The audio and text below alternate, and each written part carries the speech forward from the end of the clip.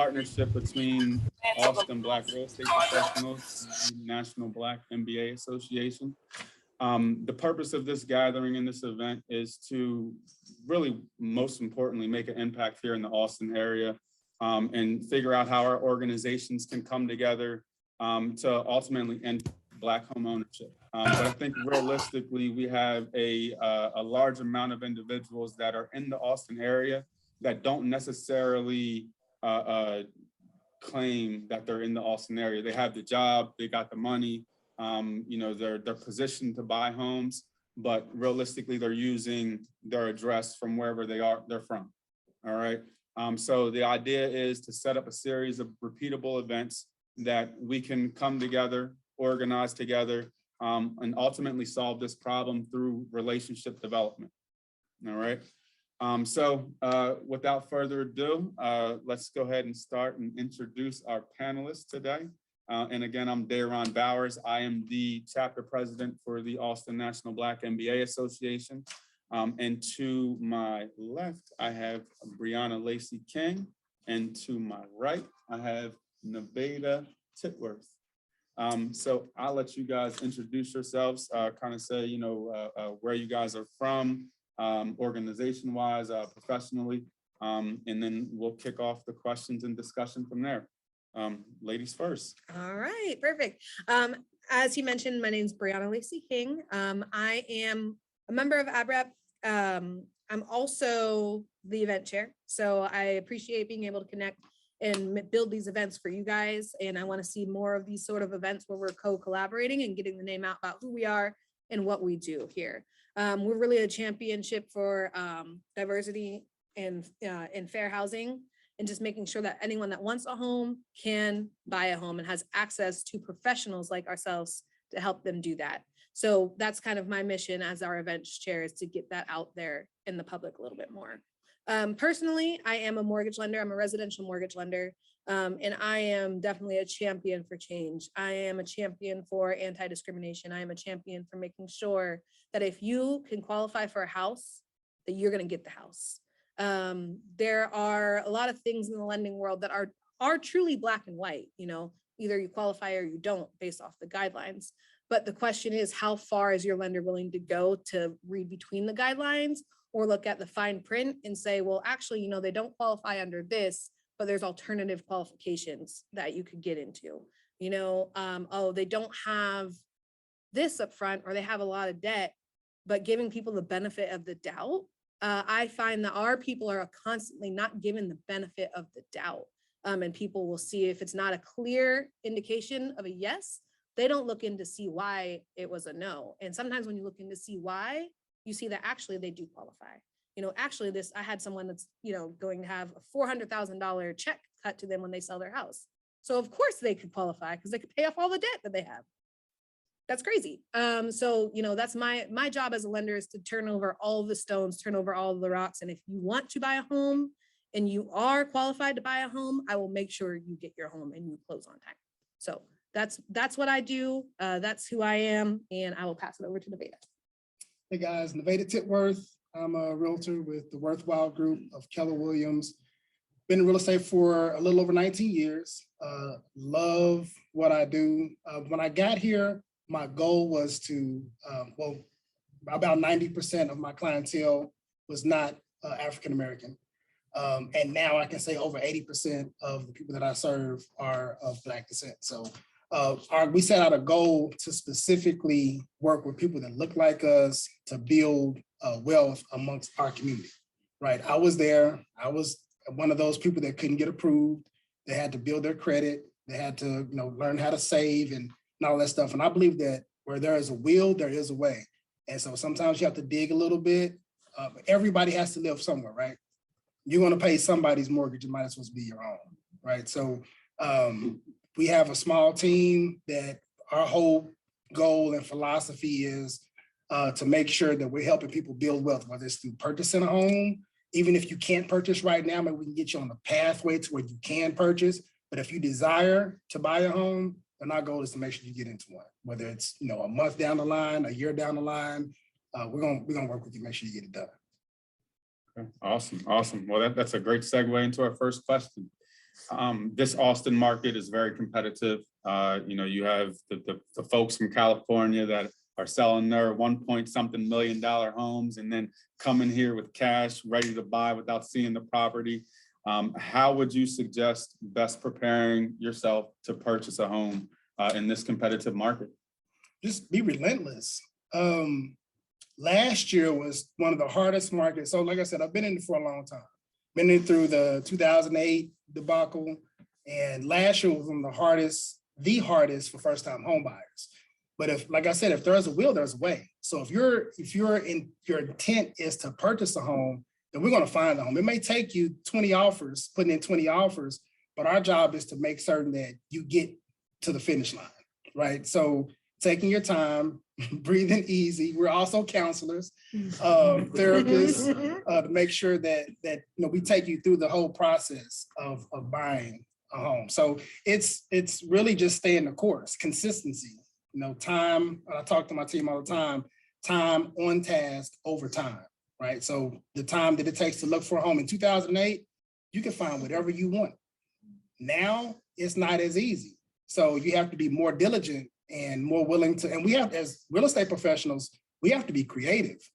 I've done some creative negotiating over the last couple of years. Like it's been crazy, but we got it done. I mean, I had a lady with an FHA mortgage, but they said she would never be able to buy a home in last year's market, but she closed on her home and now she has over $200,000 worth of equity in her home.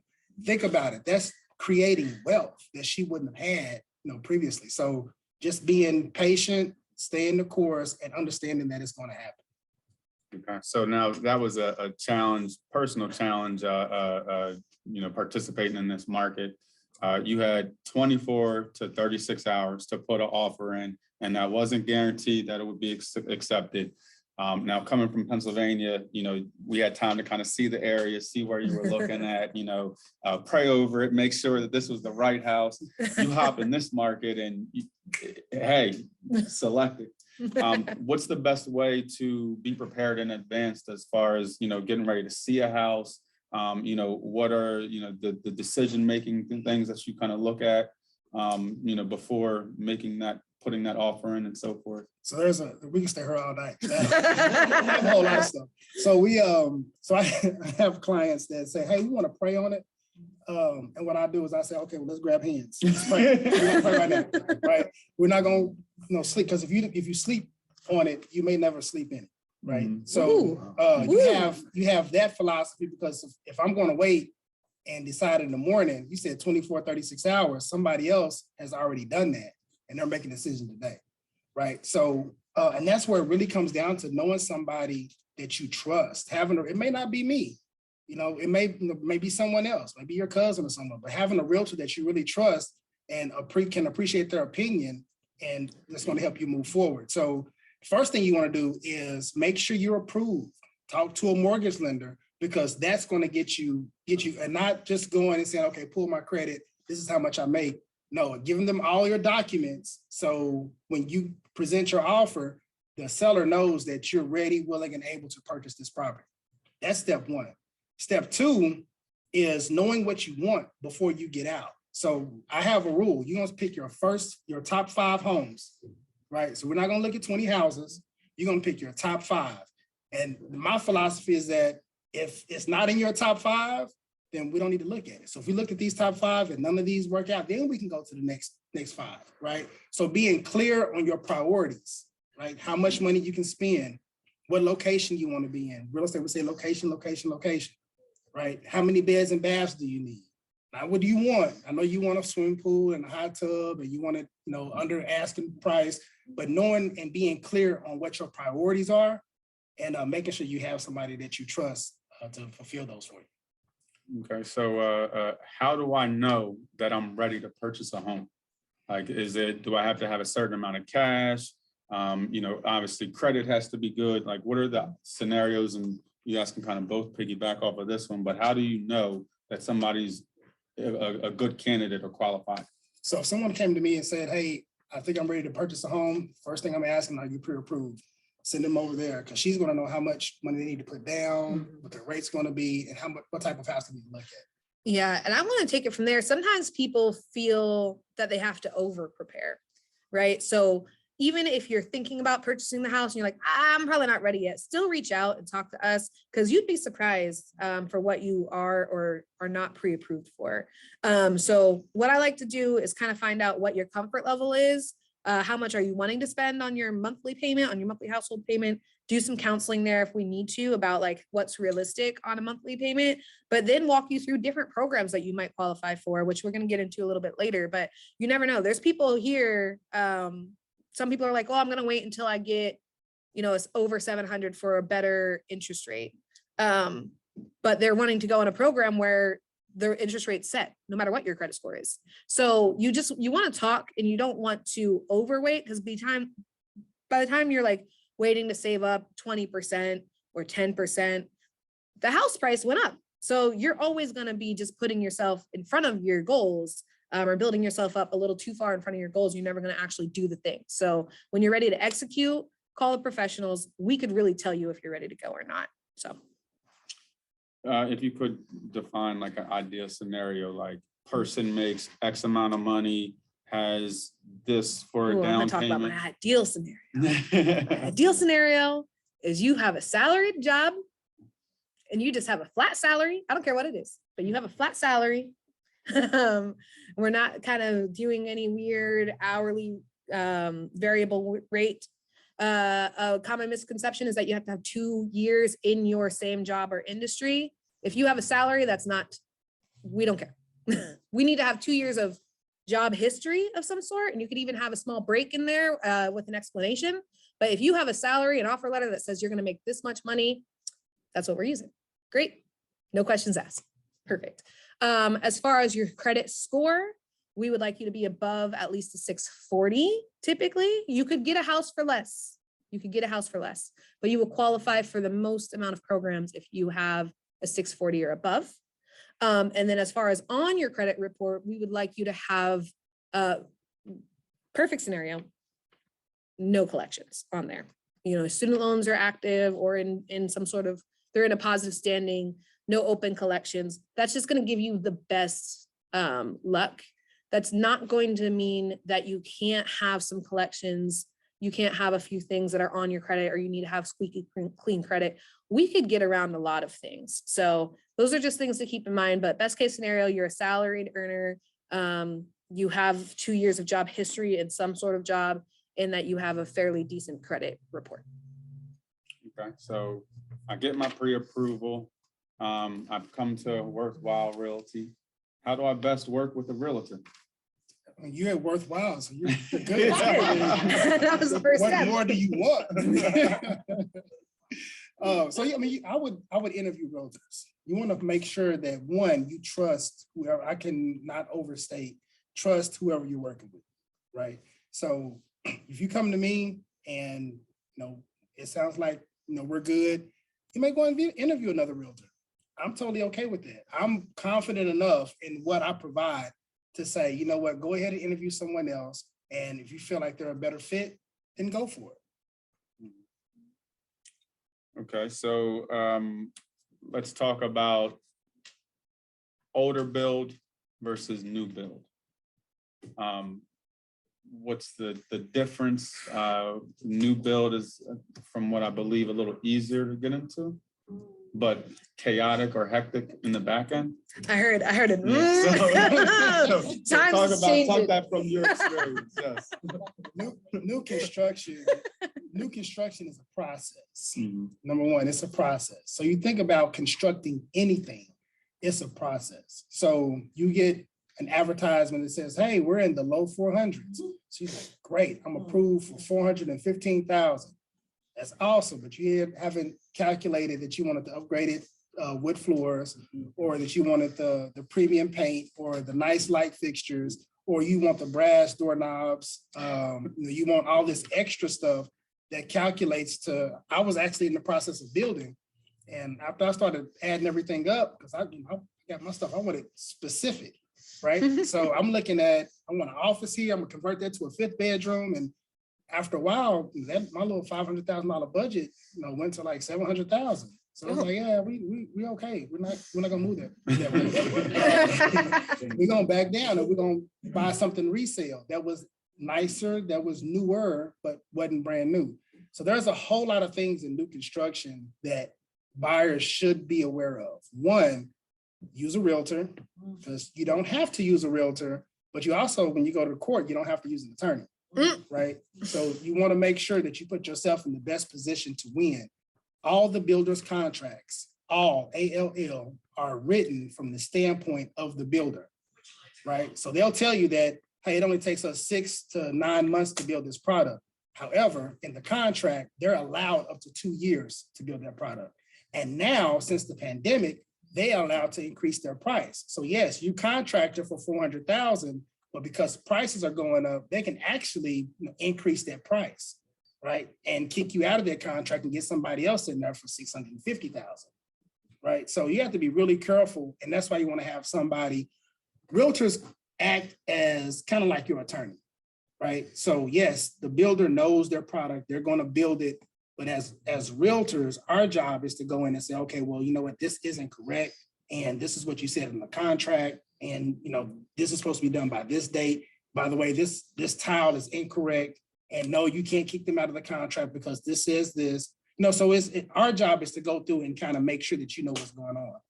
Most buyers don't even realize they have pre-inspections opportunities.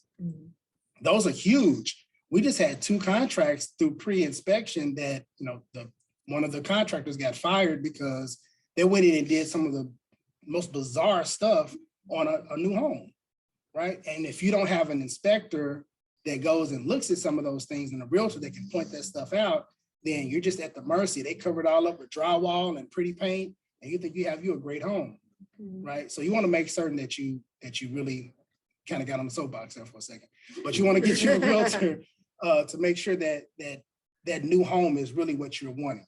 Resale is a little easier, so it's already stood the test of time. So any movement in the foundation, you've probably already seen it, right? So you can kind of see what you're going to get. Resale is pretty simple. We do that, pretty easy, right? Someone lives in it, they can tell you the history on it. They're required to give you disclosures. There's a lot of laws that govern resale property that you don't really have with a lot of new construction. And I want to add to that too, actually, even a cautionary tale from a client we were working with together. It was in December, she was pre-approved. And when you get pre-approved, we pre-approve you based off of today's interest rates. You get new construction, you don't close or lock your rate until 45 days probably before it's complete. So if you say you want to do new construction, you get under contract for your new construction. This person, to my knowledge, didn't get under contract, but she was wanting new construction. And I warned her, you don't know what the market's going to do. So we saw the highest interest rate increase since like the 80s, as far as actual base increases, from February to March this year. So we went from rates, you're pre-qual and you're like, okay, great. I'm in the low 3s. This is great. My payment's going to be $3,000. Well, rates are touching 6% right now. So your payment's not the same, and people are losing their homes. People are losing the homes that they have put in earnest money on. They're losing their homes that they've been decorating, that they're not decorating, that they're doing all these customizations for, these new builds, because the rate is the rate.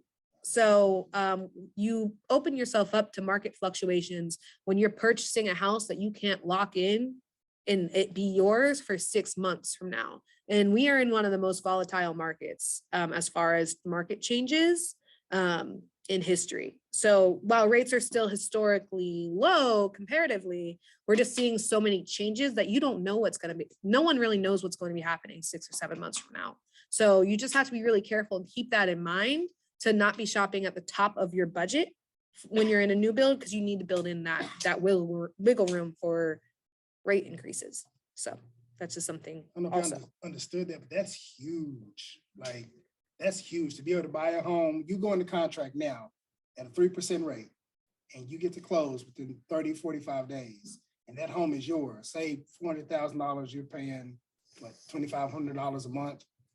And that same $400,000, it takes 6 months to build.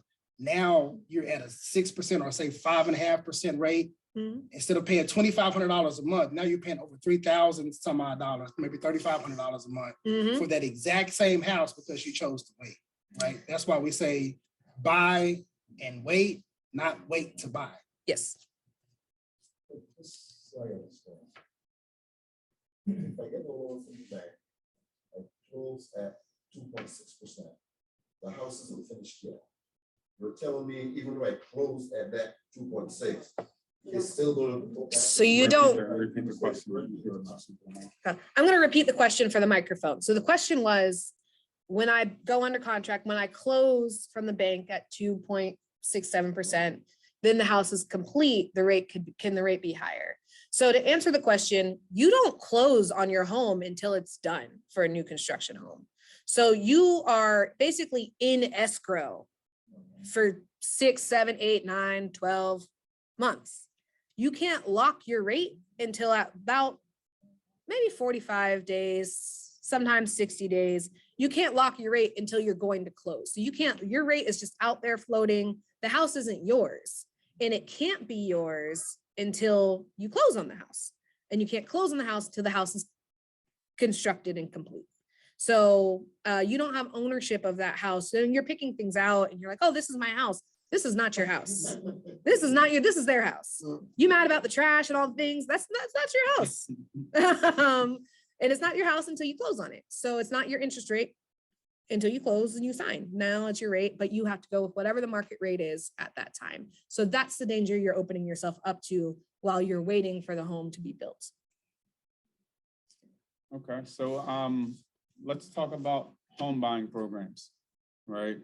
There's the FHA, the first time home buyers program. You know, are there any others that are comparable to that, or any, you know, like anything that, you know, should I do research about these programs before coming, or, you know, should my lender know, hey, you qualify for this, you qualify for that?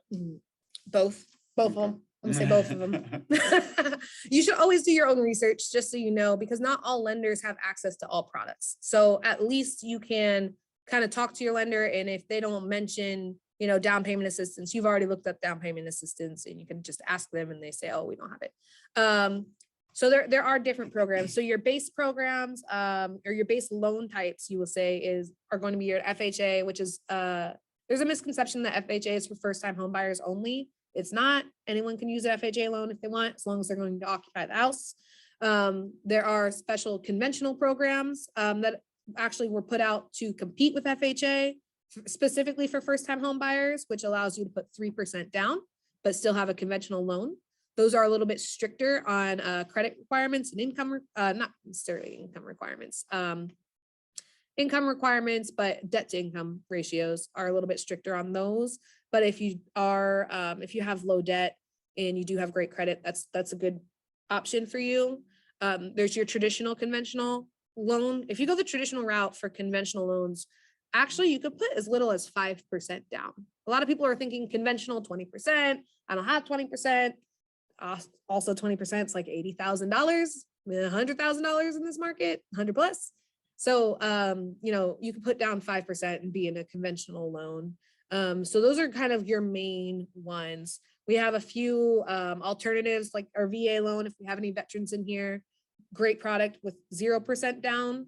There's technically no minimum credit score on a VA loan, and a wide arrangement of, you could have a lot of other debts and still do a VA loan. Question? Yeah, I was a real estate, and when I bought my condo, it told me that property was not eligible. Yes. So I couldn't understand it all. it's the dumbest rule ever. I'm gonna be honest. I'm just be honest. It's dumb rules, but it's to protect the consumer at the end of the day. So there is the overall conception is, if you have a lot of renters, there are things that put buildings or areas that you want to buy as high risk. The building just not being kept up, the value's not staying the same. So there's something called a warrantable and non-warrantable condo association. So if it's warrantable, it meets the standards that the government has set to say that this is in good standing. It's going to continue to appreciate. It's going to continue to be taken care of. And the idea is a lot of the times, if there's a lot of investors that own homes there and it's renters, that they aren't going to take, investors aren't going to take, and renters, the renters that are in the property aren't going to take as good care of the property, and therefore values will go down.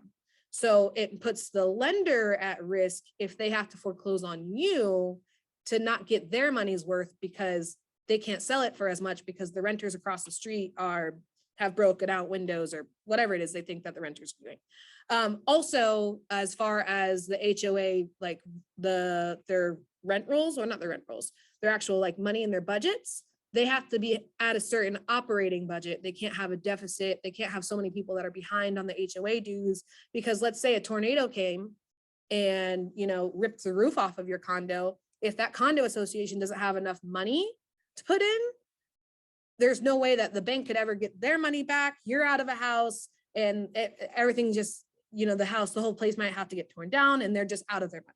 So that's why they're a little bit more cautious. So they have to make certain quotas on, you know, how much funding they have, how much reserves the condo has, and how many renters versus homeowners that are occupying the units. So there's a few other things, but those are kind of the main things that will make it non-warrantable. I could get on a big soapbox about that, but I'm not going to today. I'm going to stop. We could talk more on it if you'd like. So what about Naca? Naca is cool. Naca is cool. We have a gentleman here that's pretty familiar with Naca. And it's a cool program. So that's through Bank of America. I can't speak too much on it because I'm not in the program, but I do know of the program, and it's a zero down program, and it's zero closing costs. And it's really more like a homeownership counseling program. So you go into the program, you get counseled on how to budget and how to save, and making sure that you're able to pay for the home. They don't have a minimum credit score. They're really just making sure that your money management is right. And that's how they're qualifying you on whether or not you can pay this house. So you're in the program for a certain amount of months. You never really know how long you're going to be in the program. So if you have time, Naca is definitely a good choice. And they do have interest rates that are typically below, they're below the market rate price. The only adverse thing I would say about Naca is the time it takes to get approved for them, and then the time it takes for them to close the loan. So sometimes when you have a listing agent looking at all these different offers, you have a cash offer, you have a conventional offer, then you have an offer that's stamped with your pre-approval letter, Naca, they're gonna be like, oh, it might be a little bit harder to get your offer accepted. So you have to just really be persistent and really getting after it and finding the right sellers that are going to that you're still going to win that offer. So you have to be persistent, and your realtor has to be persistent. But if you could get in, it's definitely a good option. Is there an income requirement for that? I was just asking about that. From my knowledge, now I'm not the Naca, I'm a Naca novice, I would say. From my knowledge, there is not a set hard income limit. But you could always look up some more information on Naca. Oh, and I'm sorry, for the camera, for the people on the Zoom webinar, they asked if there was an income limit. And from my knowledge, no. However, as I was just told today, you will, if you have a certain higher limit, you might just be pushed back to like a low priority. Low income is high priority for them. Higher income is lower priority. So it just might take a little bit longer, I'm assuming. Is there anything comparable to the Naca program that you would maybe recommend for somebody, or? Comparable to the Naca program, probably not. There are down payment assistance programs. Some of them are grants. So it's a percentage of your loan amount that they'll give you. So like 3% of your loan amount. And that's, some of them are grants. So that means that money is never repaid. It's gifted to you, that was your money. So it helps you get in at very little down. The majority of down payment assistance things are going to be a second lien, meaning you have to repay that money when you sell the home. That the converse to that is that when you're in those programs, your interest rate's actually higher, versus Naca has an interest rate that's below market value.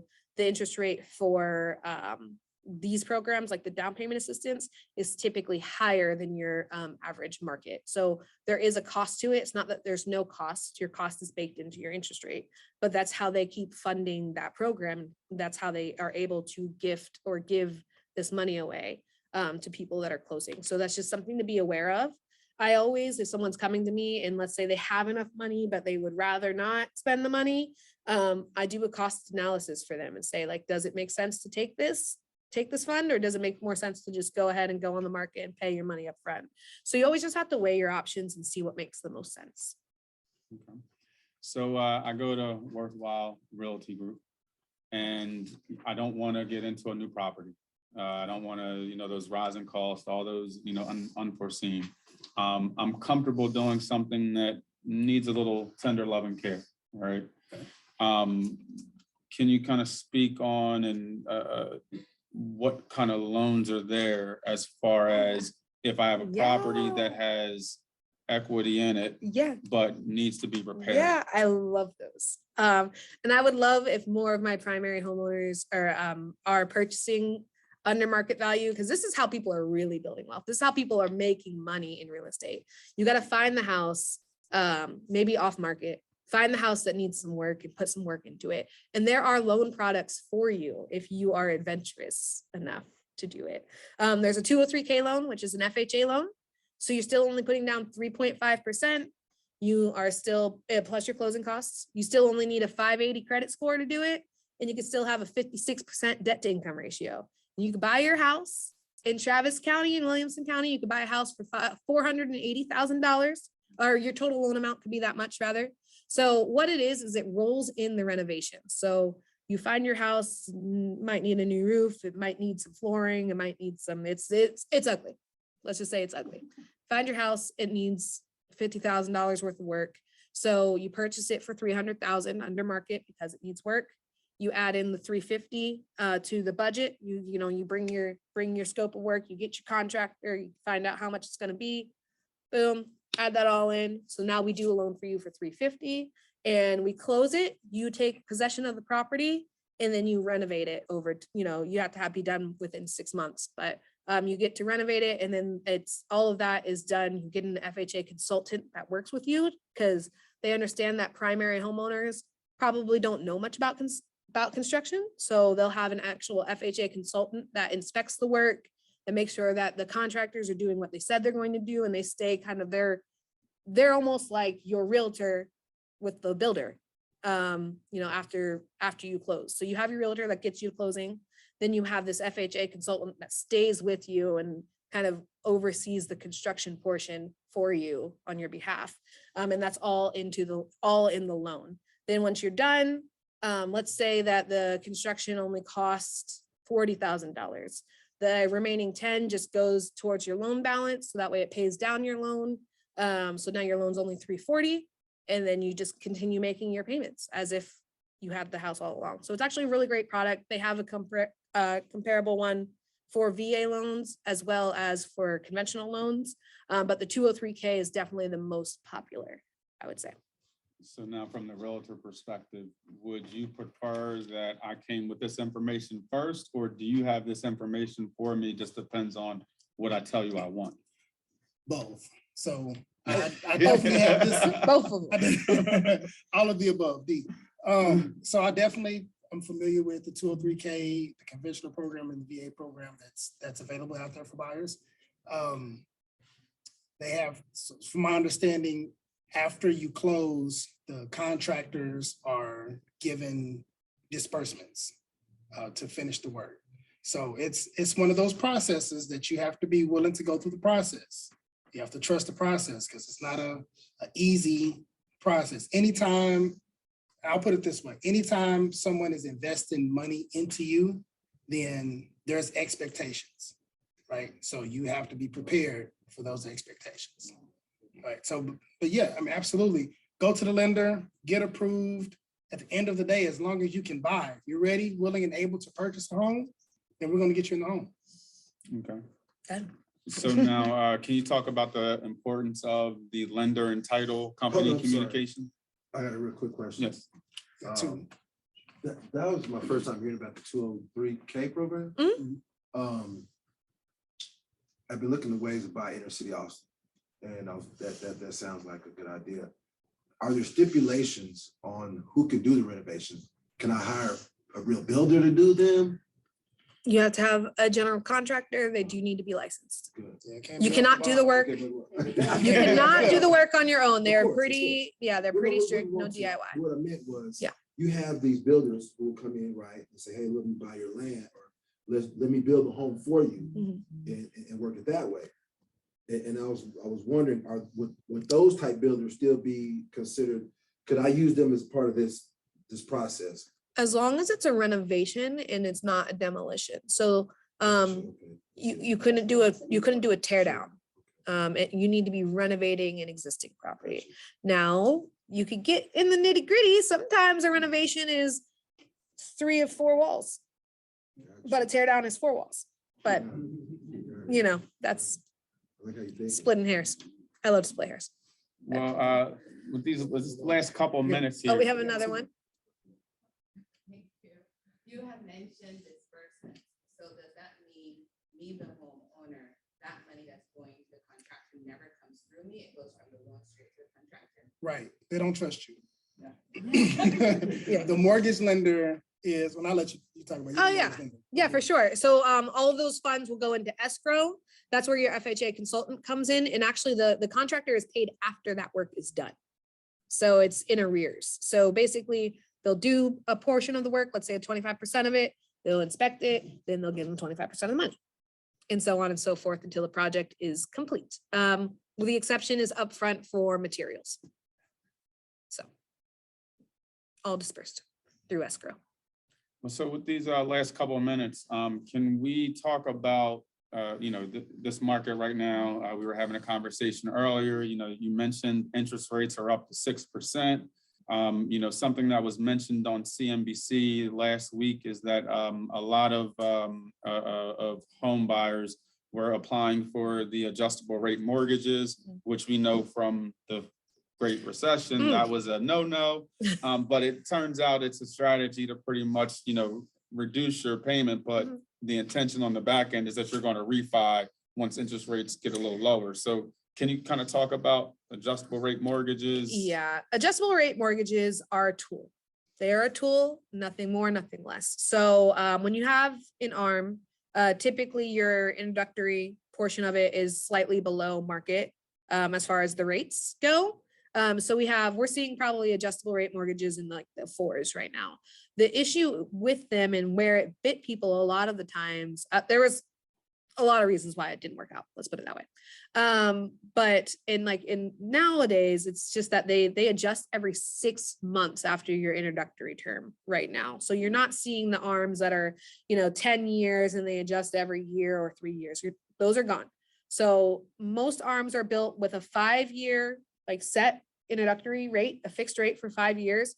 And then after your 5 years is up, those are going to change for whatever the market is every 6 months. So every 6 months you have a different payment. So what was happening for people was that, they have this payment and then all of a sudden their mortgage goes up, I don't know, $750 for 6 months, and then might go down a little bit, but that constant jump is dangerous. So you could use it as a tool, but just know your exit strategy. I would say I would not recommend anyone stay in an ARM for a long time because it's just too unpredictable to know what the market's going to do. You want to know what your housing expense is going to be. That's not one of those expenses that you just want to bet on.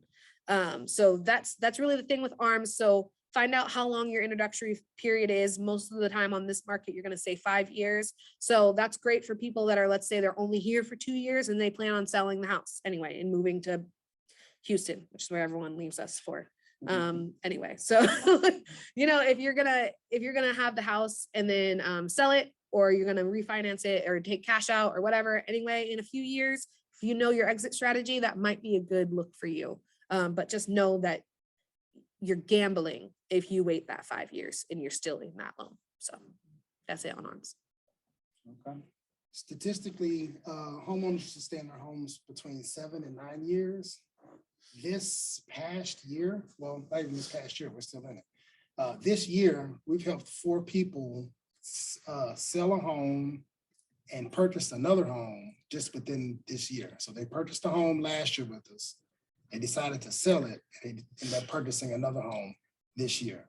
Right. So that time frame is actually moved and they've changed the parameters of that between 3 to 5 years. So you go back to saying what she's talking about, an adjustable rate mortgage being set for 5 years. Statistically, you may not even be in that house that long.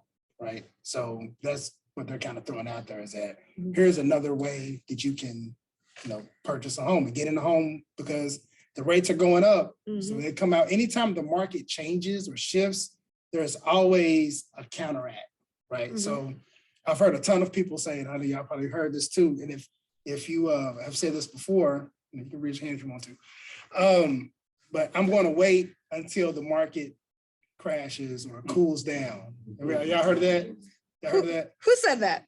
It was somebody in the back. It wasn't me. On the other side of the glass. It might have been me. But think about it. All of those people who have waited, I purchased a home last year. I think it was around 3% interest rate.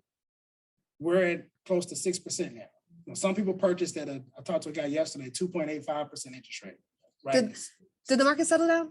Are the houses cheaper? Yeah, they're not cheaper. No. So now the homes are more expensive, right? I just saw a house in my neighborhood, same exact floor plan that sold for 170-some thousand more. So it's Right. not cooled down yet? It's not cooled down. Oh, So okay. now the prices are higher and the interest rates are higher. They're still waiting. Right, they're still waiting, right? Still So waiting. that's why we say buy and then wait, collect your equity, collect your money. Mhm. And then do what you want to do. Don't wait and buy because it's going to cost you more. Right. So all of that being said, I've done a whole lot of creative financial stuff. So I've actually had an ARM, adjustable rate mortgage. I've actually cashed out. I did a cash out refi. I've done a whole lot of stuff and bought other properties. And it's a lot. You have to understand, like she said, your exit strategy. Why are you buying this house? And why are you agreeing to use this ARM? Is it a possibility to buy that rate down? Do you have the money to buy that rate down? So there's a whole lot. If there's a will, there is 100% there's a way. Every time. Awesome.